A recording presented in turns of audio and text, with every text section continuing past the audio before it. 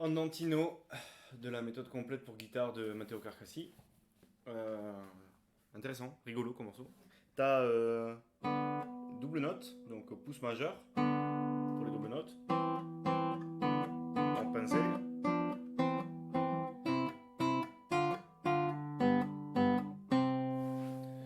Et entre chaque double note, t'as un sol. Donc il faut faire des croches, que tout s'enchaîne et que le sol domine pas trop. C'est-à-dire pas. D'accord. Donc il faut qu'il soit plus doux le sol. Et après, il faut essayer de faire des intentions. Voilà, ça c'est pour la première partie et pour la fin de la deuxième partie. Et ensuite, dans le début de la deuxième, tu as ça.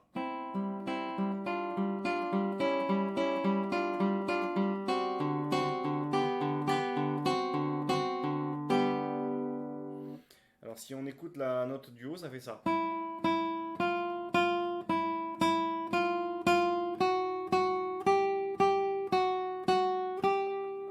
Donc tu as deux fois la même chose, mais une fois plus grave que l'autre. On monte, on va vers l'aigu. Donc c'est pas mal de mettre un crescendo ici, de commencer doux. Pour aller de plus en plus fort. Oh, je me suis trompé de basse, pardon. D'accord, je refais parce que c'était moyen.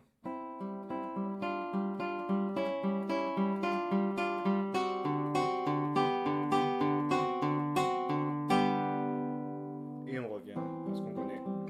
Donc là, ce qui est important, pareil, c'est les aigus. Mais bon, à mon avis, vous ne ferez pas trop sonner le sol, quoique c'est un pouce. Donc il y a le risque de faire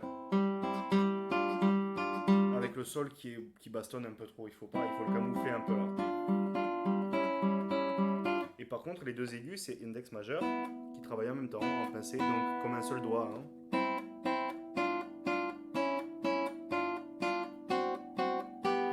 Ce genre de morceau, ça sonne quand il n'y a aucun trou en fait, hein, dans la mélodie. Si on fait.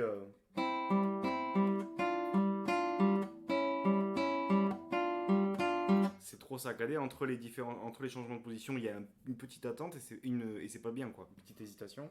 Il faut que ça soit lié.